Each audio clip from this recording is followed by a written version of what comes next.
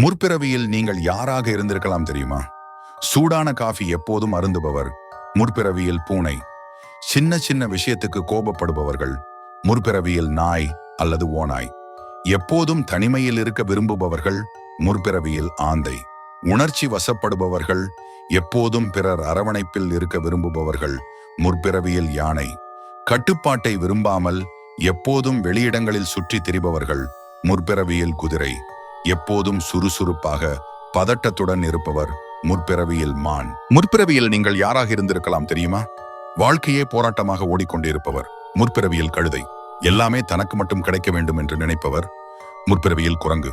இருக்கும் இடத்தை சுத்தமாக வைத்துக் கொள்ளாதவர்கள் முற்பிறவியில் பன்றி. அசைவம் என்றாலே கண் வாய் கலங்குபவர்கள் முற்பிறவியில் கழுகு. பல வகை உணவை ஒன்றாக பிசைந்து உண்பவர் முற்பிறவியில் யாசகம் கேட்பவர். தன் துன்பத்தை வெளியே காட்டிக் கொள்ளாமல் மனதிற்குள்ளேயே புழுங்குபவர் முற்பிறவியில் மாடு.